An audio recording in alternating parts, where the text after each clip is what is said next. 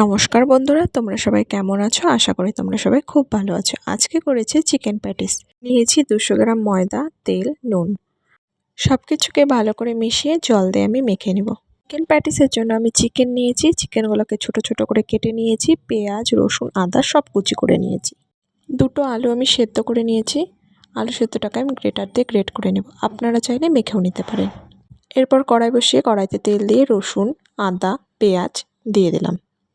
এরপর দেব হলুদ, স্বাদ মতো নুন। একটু ভাজা ভাজা করে নেব।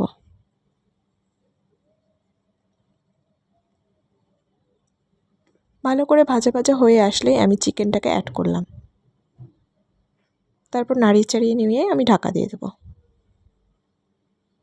চিকেন থেকে জল ছেড়ে আসছে। এরপর আমি অ্যাড করব ভিনিগার, রেড চিলি সস। এরপর আমি আবার একটু নাড়াচাড়া করে নেব।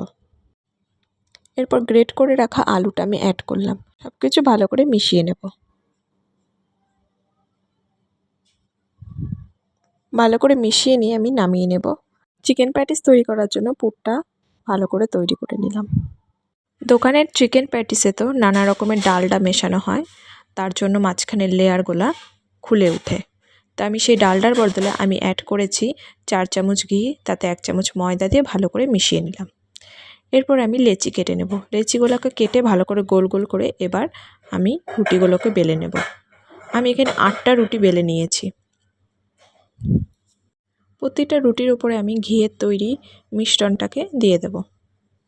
তার উপর দিয়ে একটু ময়দা ছিটিয়ে আবার এমন করে আমি 8টা লেয়ার করে নেব।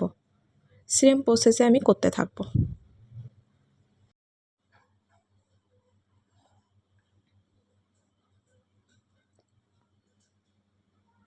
প্রতিটা লেয়ারের মধ্যে ময়দা অবশ্যই দিতে হবে, তাহলে আমাদের প্যাটিসগুলো ভীষণ খুলে আসবে, যেমন দোকানে তৈরি হয়।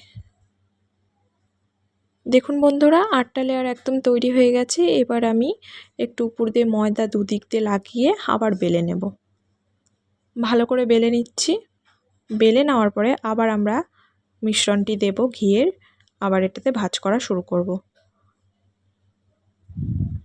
আবার এটাকে বেলে নিয়ে আমি এবার কেটে নিচ্ছি।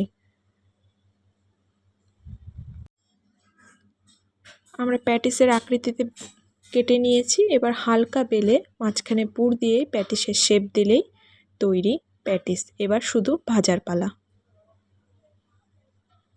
এমন করে আমি সবগুলো করে নিচ্ছি।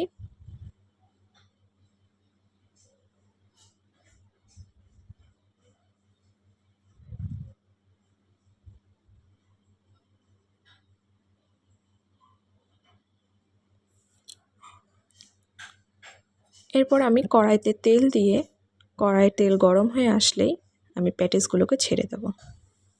এবার উপর দিয়ে একটু তেল দিয়ে দেব খুন্তির সাহায্যে। লাল লাল হয়ে আসলেই আমি এক এক করে নামিয়ে নেব। দেখুন বন্ধুরা, কতটা সুন্দর হয়েছে, ভীষণ ক্রিস্পি হয়েছে খেতে। তো ভিডিওটি ভালো লাগলে লাইক, কমেন্ট, শেয়ার করে পাশে থাকবেন। দেখা হচ্ছে পরের ভিডিওতে।